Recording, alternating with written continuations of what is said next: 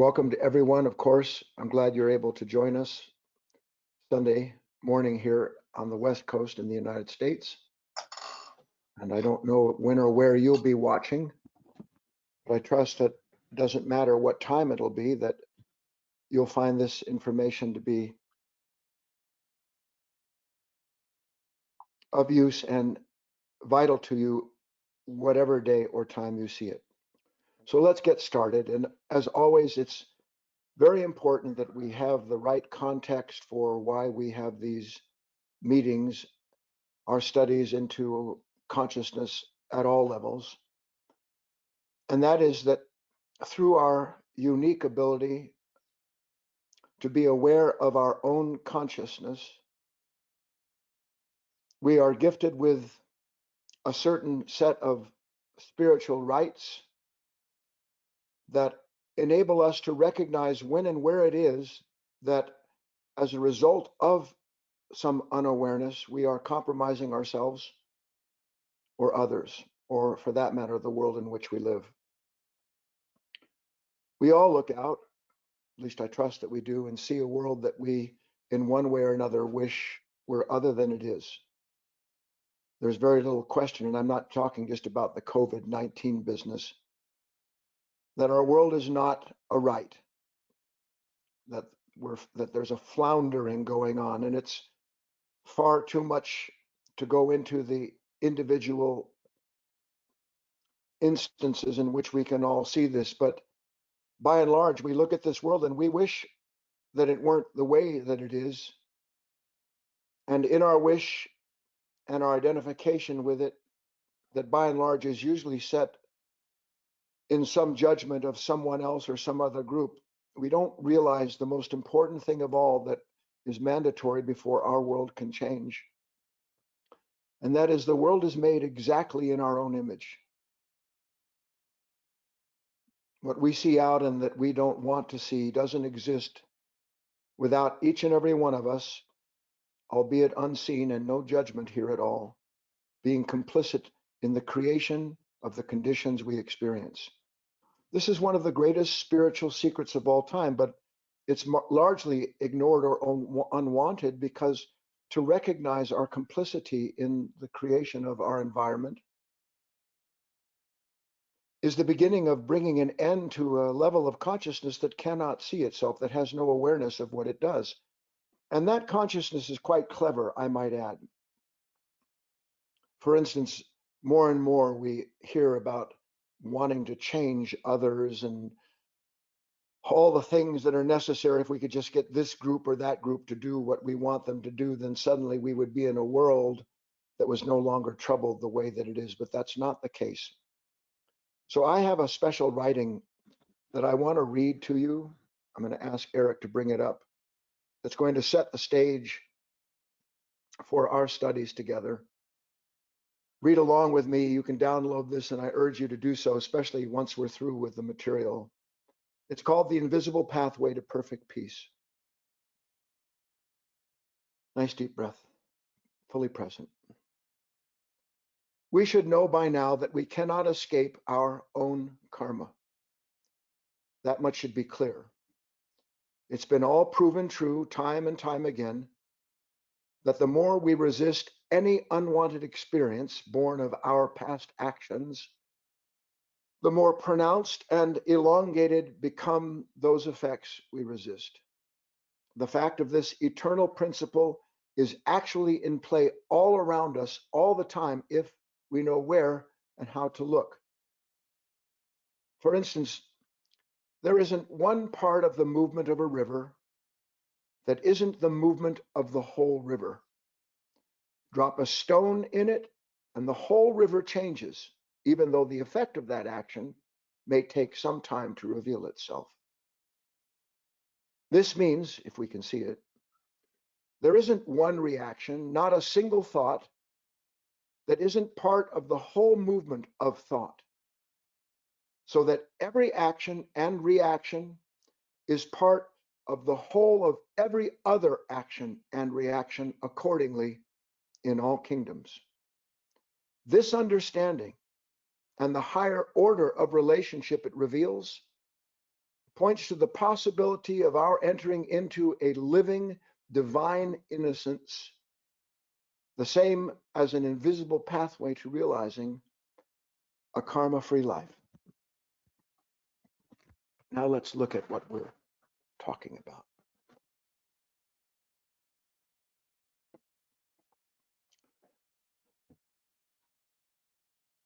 A karma-free life. A life of peace. Is it possible? When I was a boy, which was probably long before most of you were born, but maybe not, I got a notice today from somebody from the Far East who thanked me. He called me grandfather. I remember I used to watch a movie called Kung Fu. I think it was Richard Carradine was the star of it. He was a half American, half Chinese fellow who came west, and it was in the late 1800s or early 1900s. He didn't fit in, but he worked to resolve all kinds of things. And the opening of this show showed him going through something at a Shaolin, I guess, monastery, where at the end, in order to prove that he had passed the tests, he had to walk across a room, a path that was laid with rice paper. And if he left a single footprint in the rice paper, meaning if it crinkled or left any evidence that he'd been there, he wasn't ready to move on. Can you imagine leaving no footprint?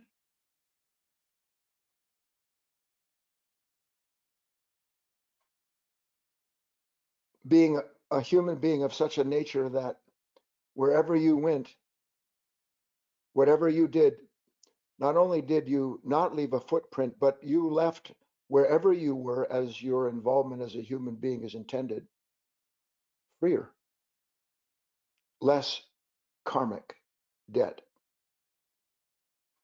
Now, today, because of this insurgent, drastic drive on the part of human beings, all of whom are attempting to escape the karma of their own existence and of our collective existence, have come up with all kinds of things that we're supposed to join in and do. For instance, we've all heard of the climate footprint and how each and all of us are responsible for the climate that we see and are presently, reputedly, factually, probably experiencing the result of all that we have as a human race done.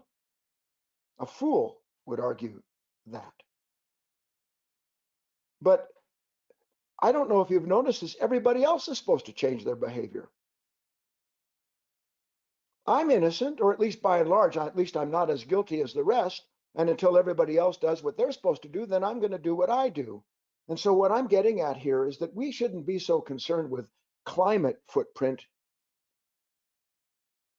as we are with our work to reduce what we can call the conflict footprint. The fact that wherever and whatever we're doing, by and large, we almost always leave that place more conflicted than when we went into it, more polluted, if you will, in a spiritual sense, if not physical, because of what we have failed to understand about ourselves. We started this talk with a special writing that points to a new kind of knowledge. I hope that you were able to see it, where we can at least suspect and eventually, God willing, see for ourselves. You know, for many, many years, decades, I've been called a teacher. I do not consider myself a teacher. I consider myself someone who has seen things and wants to, by the very nature of wishing to expand that awareness, wants others to see what I have seen. Not to make me an authority. I don't want anybody. I don't need your belief. I don't want anything from you at all. Only sleeping human beings want something from other human beings to confirm an image they have of themselves.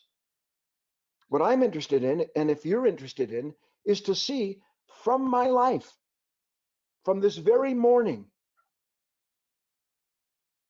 from the response that I have when I hear the turkeys outside, from the kind of light that I see, from the way my wife looks when she walks in the room, to see that nothing in the world moves without instantaneously moving everything else.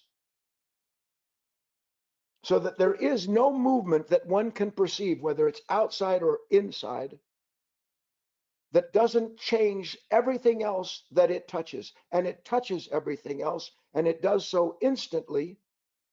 And not only does it do so instantly, but in that movement, as we're going to see together, that movement always returns to its source, which is part of the purpose of all of that movement, is to come back into a singularity from which it begins, so that all may be reconciled in a greater harmony, a greater balance, that you and I as human beings have a unique position between this plane and others to fulfill. But we don't see the truth of this. We just don't. And there's reasons, because you see, our consciousness, this energy, this field in which we are intended to live, the divine, it's so fragmented, it's so broken up. Every single sound, every single movement commands in this sleeping consciousness a response that is connected to some individual part that feels as if it needs to protect itself or pursue something given what is acted on it. So we rarely recognize that certain things are always taking place, that the effect of our life, of our experience, is in fact a result of a movement of our own prior to it and within it. Here's a simple example of what I'm getting at. Imagine for a split second, I don't know, you imagine this, you get into a tiff, an argument with somebody. They don't like what you do, or you don't like their political view, or whatever the nonsense is that puts each other at each other's throat. Each assured, by the way, that the movement taking place in them is the very essence of intelligence, when, by the way, no movement in our consciousness that isn't attended to by awareness has intelligence.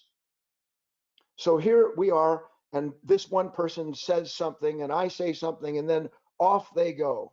And they're driving home, and their mind, as you and I both know, is reverberating. It's radiating with some kind of resentment or rage, perhaps, or maybe just feeling that I'm unreasonable. You fill in the blanks. We should know this personally. And they think to themselves, in quotes, although they're not really doing the thinking, because part of the movement of that irritation, by its very movement, seeks something to console it. So a thought comes up and says, let's go get ice cream. You get what you want to make you happy. I get what I want. Off she goes to the ice cream parlor, where, because of the earlier event 20 minutes ago, she's irritated. And when she gets there and finds out they're out of salted caramel, vanilla, cream laced rocky road, whatever it is, she gets irritated and sets off the person behind the counter. So she leaves. She's not any happier. And then an hour and a half later, I and my wife go and decide we want ice cream. And we walk into the store, and the counter person is already in conflict and angry and treats us as if we're responsible for the pain she's in as a result of resisting our friend who came there before. So in that moment, if you can see this, I am actually receiving the karma, the fruit of the effect of an event that took place 2 hours before. But I never think to myself that the pain the person behind the counter is in is a counter effect of my own action earlier, just as we never think to ourselves that the world we see, in its delayed response to all of our resistance and negative reactions, is in fact reflecting back to us and giving back to us what we are, but we can't see it yet. Because in the nature of the way things are made up, we're speaking about what is actually a higher level of being, a true spiritual singularity that belongs to another level of creation that is not in time, the way we experience our existence, and that everything is instantaneous there. As I said, nothing moves anywhere in the universe, that everything in the universe doesn't move. But in time, meaning in matter, space, and distance, the effect of that movement takes time to manifest itself. And that's why we never see the relationship between what we are and what we do and what comes back to us, because our consciousness is not yet capable of recognizing that there is no distance between the reaction, the movement in us. There is no distance between it and what it brings back to us instantaneously, although in physical time, seemingly delayed. Another example, how many of us have abused ourselves over the years? We all have. It's almost impossible not to as a human being.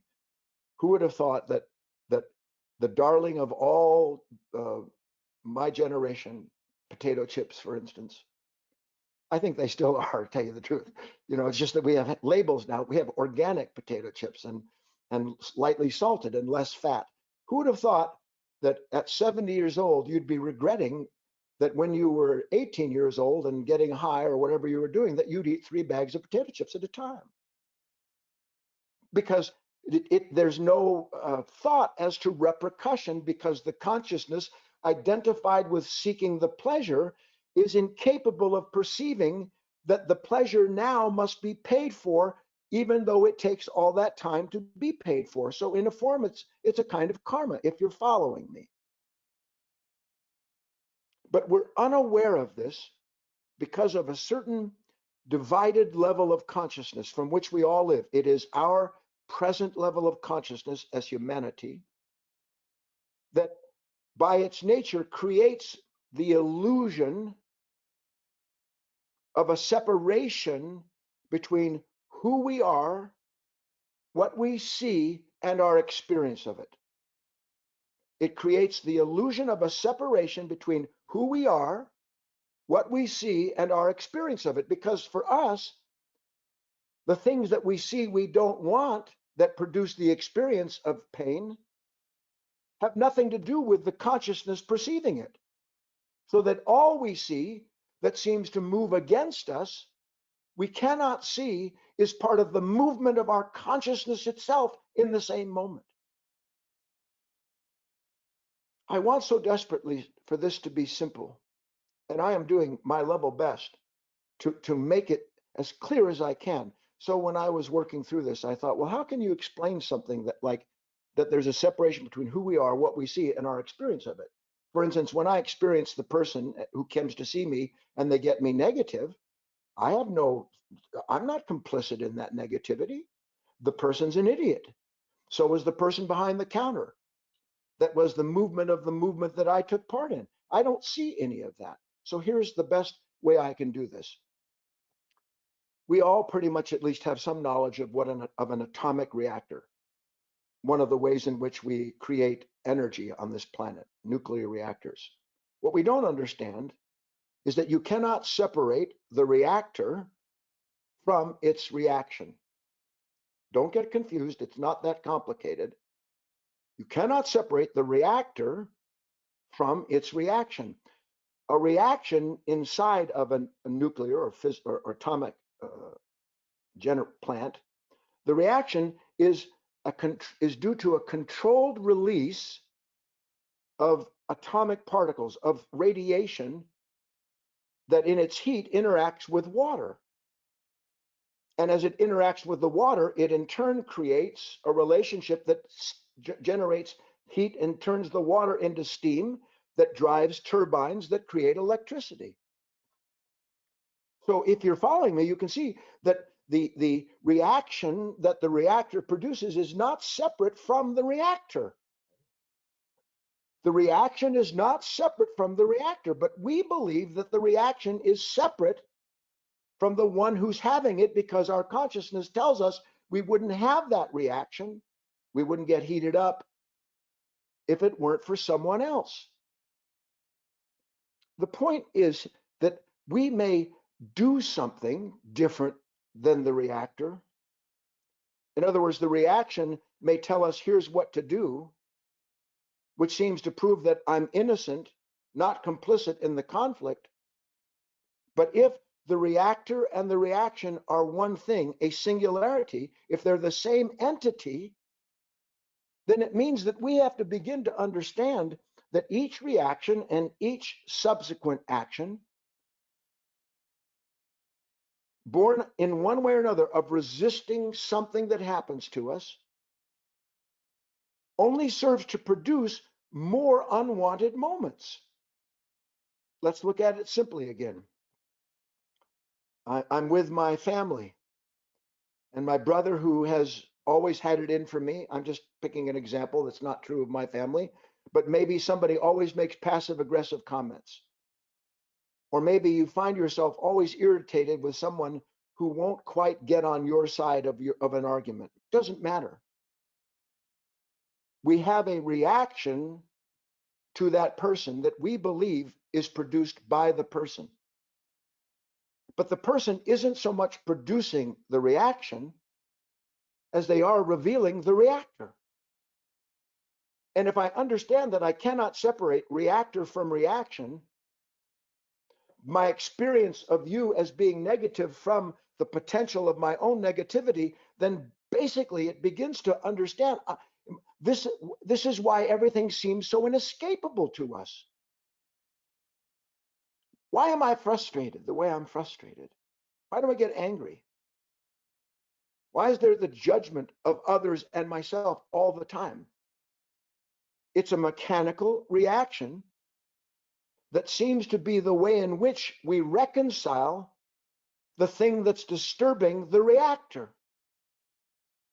But until reaction and reactor, until this consciousness is recognized as a singularity that is divided, we're never going to understand that each wave of resistance that appears inside of us actually moves in its entirety against whatever it encounters.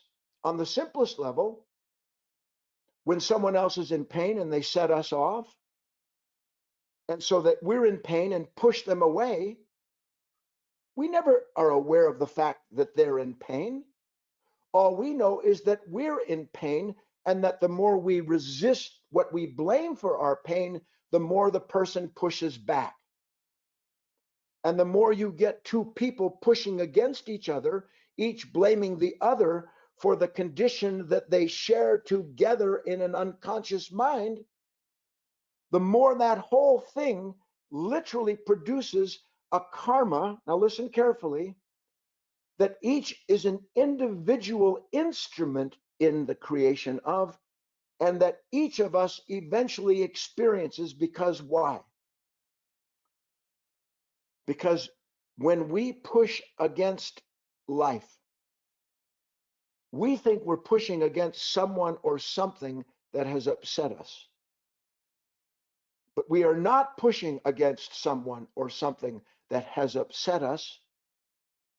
We are part of a reaction that is resisting what life is revealing to us, so that we don't understand that the purpose of the revelation is to help us see the part of our consciousness that is rejecting the resolution and reconciliation that that moment has come to bring.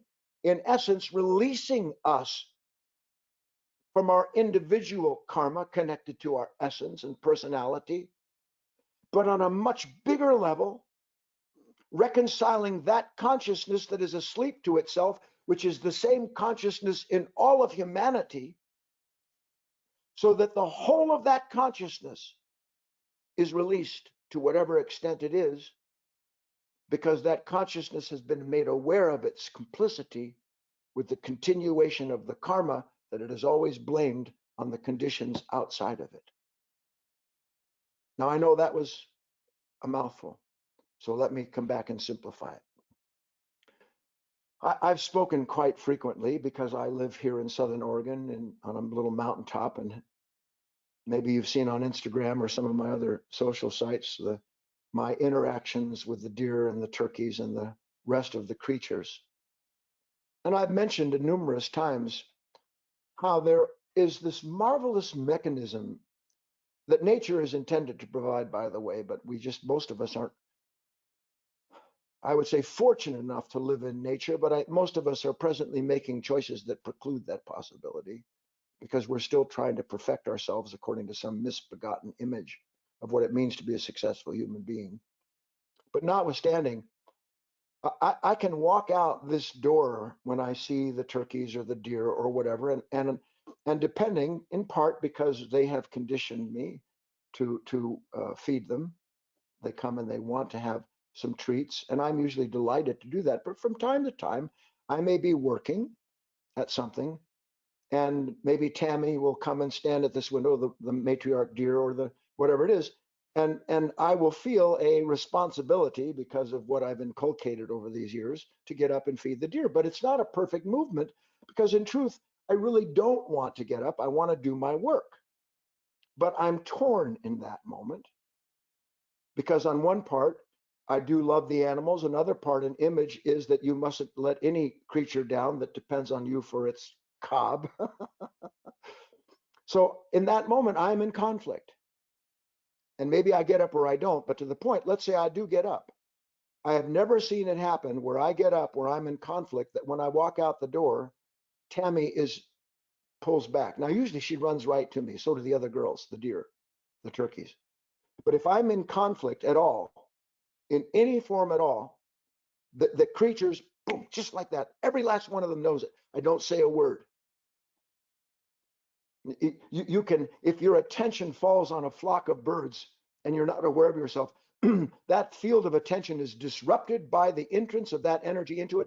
Birds take off. But if you're present to yourself, the birds will remain in place because you're not trying to take something from them. You're sharing with something. All I'm getting at here is that if we can see it, and I'm trying to give you practical examples, it's evidenced this, there's a connectivity that all of us must be responsible for, not just environmentally, but with all creatures, all friends, all family, the person behind the counter at the ice cream store. Because if we can begin to recognize this very sensitive field of connectivity, which I'm going to describe in a minute, we can start to understand that there is a completely, there's an old story about a fish goes up to a school of other fish, asks the teacher, I've heard there's water. Where is this water?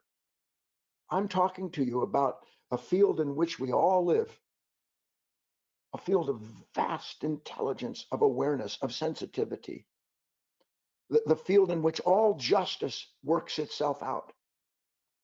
And that realm has already in it its own balance. It already has its own harmony. It already is an expression of love, but in a ceaseless fluctuation where every form is being acted on again to bring about another level of that revelation of what is loving and perfect. It's there all the time. We're not. And when we have this reaction, when we have this instantaneous frustration or rage or doubt or worry or fear, we can't see that not only are we impacting those around us through what we are radiating in that moment as a result of resistance, but we're also impacting this field.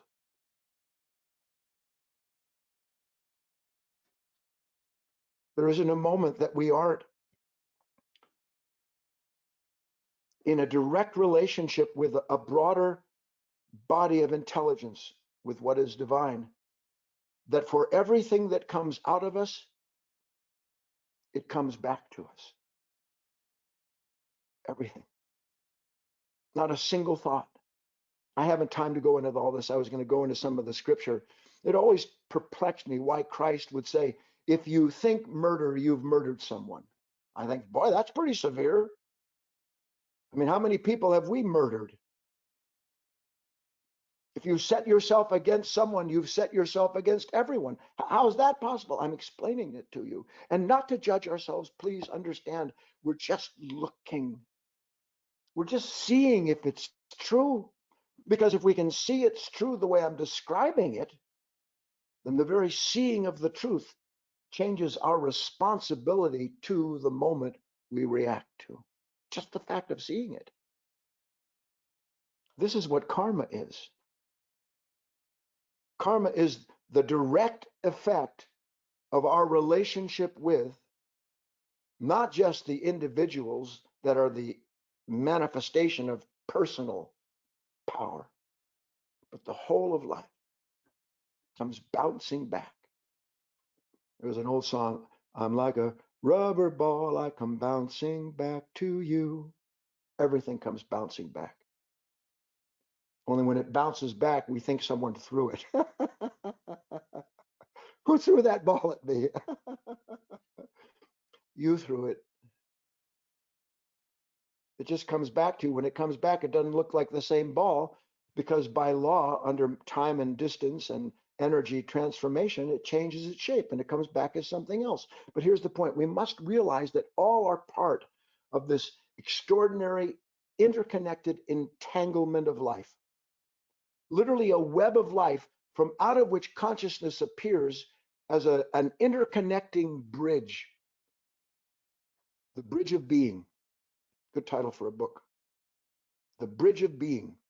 Now, again, we can prove this, and not just me. Physics itself proves. Quantum entanglement. Perhaps you've heard of it. If you haven't, it's fascinating. Physics is just starting to catch up to the mystics from 5,000 and 10,000 years ago, although it'll never actually catch up because most scientists actually don't feel what they think. It's just the exalted movement of an intellectual center. But at some point, we can begin ourselves to recognize what this quantum entanglement represents. That means that we live in this field, and entanglement theory says something like this. Forgive me if I don't go through it. But when two particles are inextricably linked, we can see that I am inextricably linked somehow to Tammy, who knows me before I do. Inextricably linked.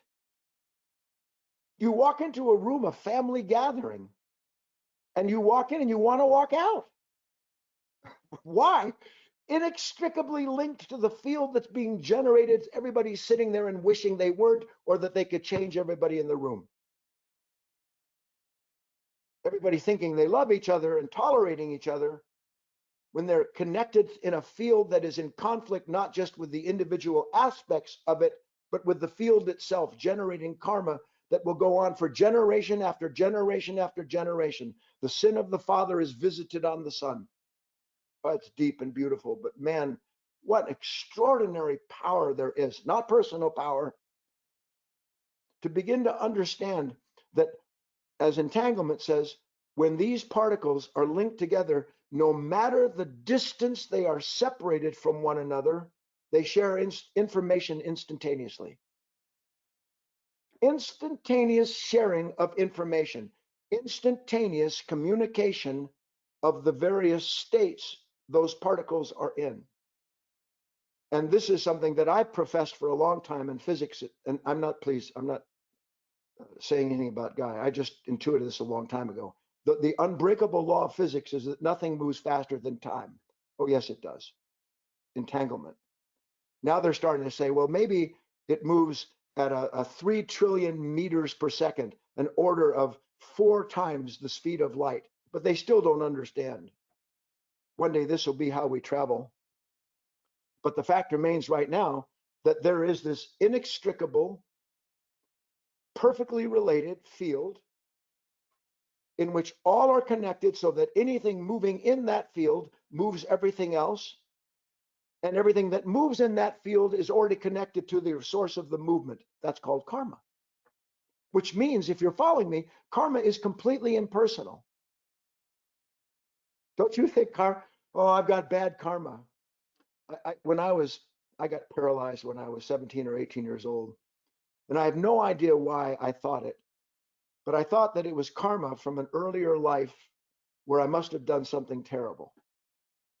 The fact of the matter is that each and every one of us experience the things we do in our life because each and every one is a kind of single spot, a point of light. I like that better. Yes, a particle of light in a wave. Sorry. And each of us is asked by the events to give up the particle and become part of the wave. Enter into the wave, the problems of the particle disappear. They're just part of a wave that has produced the particle and which the particle is a part of. But let me not get off. All karma is impersonal. But you and I, everything we do, everything that happens to us has personal repercussions.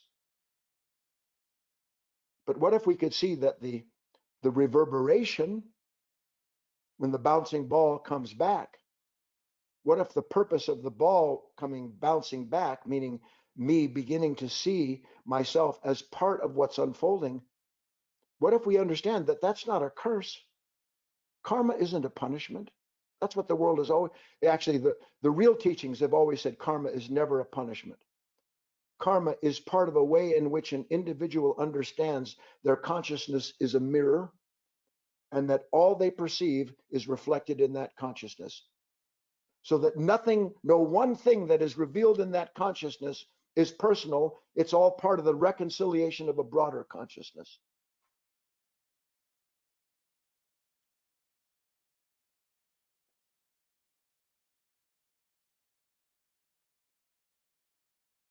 For a split second, we'll slow down. What happens in every moment where something inside of you goes, oh my God, no, no, with the swear words or the explosions, with the regeneration of the resentment connected to the field of time where you've always been trapped by this person who's not even alive anymore, by a series of relationships you feel that somehow you're never going to escape. In every last one of those moments where there's that sudden, oh my God, please see this with me. First of all, what am I really reacting to? Am I reacting only to you or them or those or it that has suddenly produced in me this resistance? Or is this resistance inseparable from a level of consciousness that clings to it and still finds value in meeting life through the resistance that limitation mounts? Because if we can see this together, that means when, oh my God, comes up, boom, out comes this energy of resistance.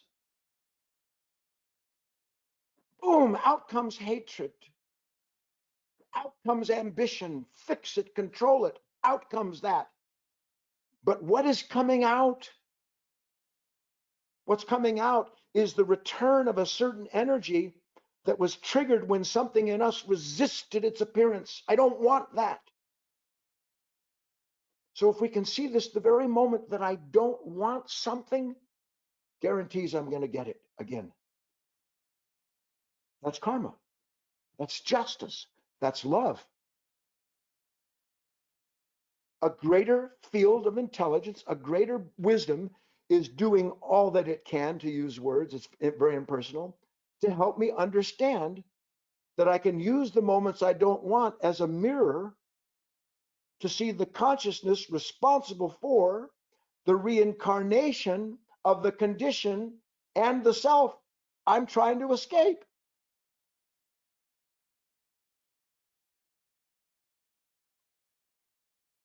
Can you see it? This is why we continually fail to escape the conditions we don't want by our futile, as Ecclesiastes says, in vain attempt to change them. Because the very idea of trying to change an event that has come to help you change is resisting throwing a field of energy back into the thing that came to harmonize, to unify, to change us. We're looking at a remarkable bit of understanding here. If I'm showing you, if you're looking, our consciousness, without it understanding it, but by the grace of God and truthful teachings, we can be aware of it. Our present consciousness is a closed psychological system. It is shut down, shut off. And it cannot, as it is, perceive itself as complicit in that circle of karma, because it always thinks the karma is the result of something that it needs to change, instead of understanding karma is showing us that the consciousness responsible for these waves, for this entanglement, is trying to give us a completely different identity, something that has no center to it, something that isn't always here where something else is there. I was making a note just before the talk started. I don't know what I did with it, but in real entanglement, there is no such thing as here and there, as then and now. That's the figment of imagination manifested in time, necessarily so, because creation takes time to reveal the play of these principles. But we're not meant to live in this world where we are played upon by the slow manifestation of things that we blame for our misery. Rather, we're intended, as we're describing here, to begin to understand that it is a misperception on our part that looks out and says, I have to change my karma. No, I have to let my karma show me the need to change my relationship to the moment. That's its purpose. And as I do, like the title of the talk, innocence comes. I can't, but I know that it's possible to walk on rice paper without leaving a footprint, to walk on the water, as was in the New Testament, because there's no field being generated to create waves.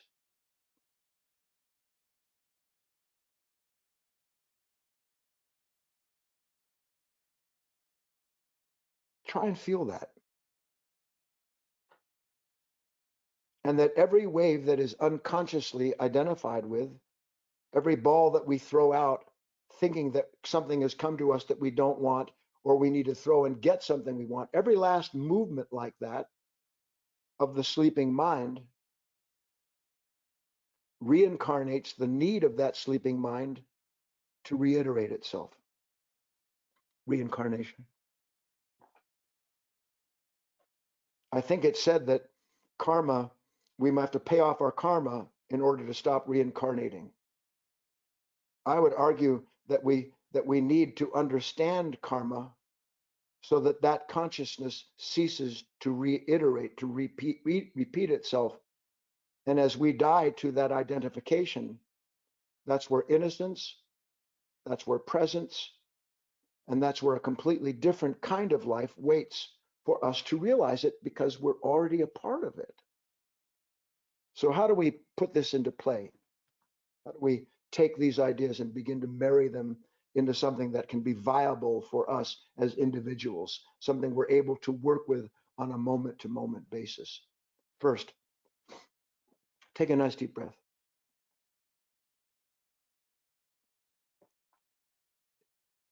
In this idea of entanglement, of interconnectivity, of a singular consciousness capable of being aware of its own parts, so that another level of consciousness is above it, meaning within it already. The light dwells in the darkness comprehends it not. That light itself, don't get all spiritual on me, that awareness itself of my consciousness, by the fact that it can hold that consciousness in its light, changes the consciousness it holds. In entanglement theory, the observer changes the observed because they are not actually separate. They are entangled. They are a singularity, regardless of time and space, by which, through the action of the observation, the observed is instantaneously moved into a concert, a harmony, a balance with that movement. We are trying by our own consciousness to balance our consciousness, and that's why I said that we must forego this idea of climate change and begin to work towards conflict change. And the only way the conflict changes is when we stop throwing out into life these endless reactions that never produce change, but that always recreate the consciousness that's unhappy with the world that it's in. This moves across a field of time and space far too great to describe. The whole idea of Cain and Abel. Why do you think there are still wars raging on this planet? Oh, human beings learn their lesson. No human being learns the lesson until the lesson is realized as being the fact that I live in a field of energy, that I am responsible for everything that goes out into it and everything that comes back to me.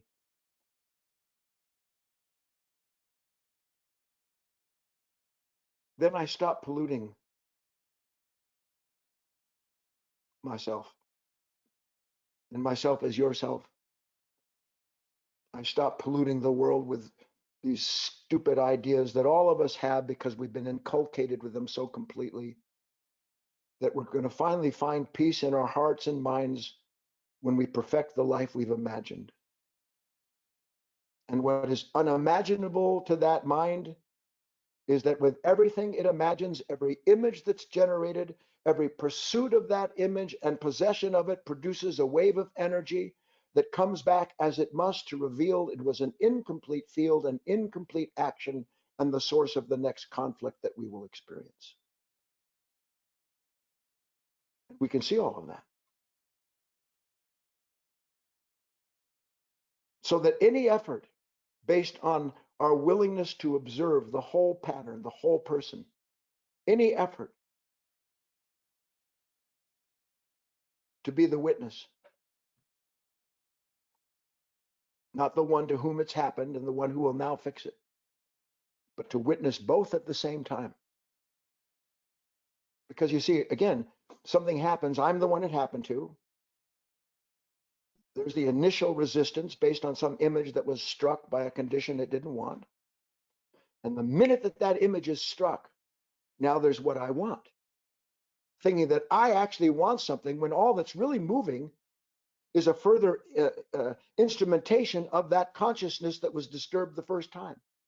So disturbance tries to end itself by disturbing the field that came to reveal it. Can't do it. You are responsible not only for the experience of the event we don't want, but for its reoccurrence. Now notice, I didn't say that I am responsible for what you have done.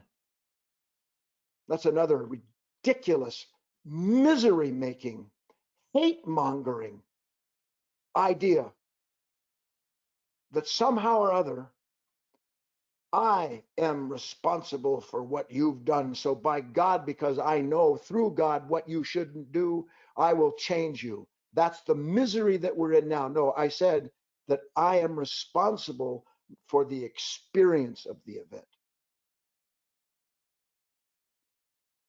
I am responsible for what happens when I am struck, when the movement, see, that's what I'm trying to get. The whole thing's moving, everything's being moved. We are never not being moved, never not being touched, never not being asked to enter into this reconciliation, this field that Christ represented in his life as the atonement. To atone. Only it never dawns on me that what I'm being asked to atone for isn't maybe necessarily what I did, but if I am all of you and you are all of I, which we can see because it's entangled, that means I am responsible for everything that moves into and through me. And if I actually understand that, I understand the nature of sacrifice. I understand the nature of love. of what I'm asked to do. I'm asked to observe the reaction and recognize it is inseparable from the reactor. I'm not asked to judge, to alter, or any way justify the reaction or the reactor.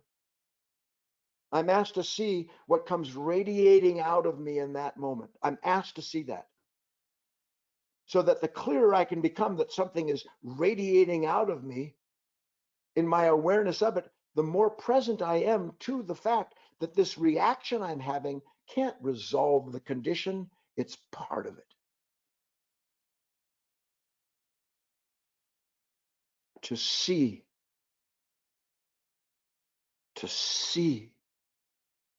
to be. Because to see the reaction is to be present to the whole movement. And in being present to the whole movement, that presence, that awareness is the same as releasing that consciousness by realization. Write that down. Release by realization. Reconciliation by realization. Not released by control, not released by power, not but released by hating myself, not released by judging myself, not released by controlling this group or that world. Release by realizing I am the very thing I'm struggling against, and it keeps coming back to help me die to myself, to see the truth of that. Then the oh my God moments that we have. First the large ones, and bit by bit the small ones. That we can be present enough to ourselves to recognize the reactor and the reaction are a singularity that we would never know were it not for something coming in and moving the whole thing that we might see it.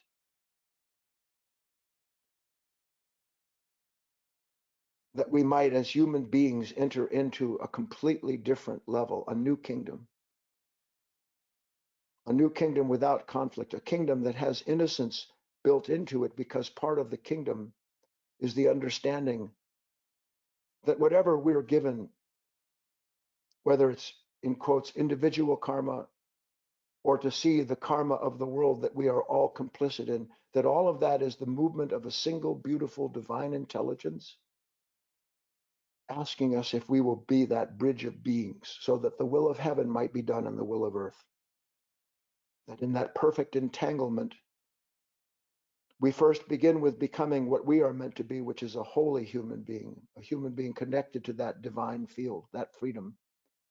And in that relationship, gradually radiating that peace, not radiating a movement, but being the light that we are given ourselves and that we've agreed to manifest, so that instead of radiating out, we are always bringing into ourselves, and by the willingness to see what we have what's coming into us, to be part of the change in that consciousness.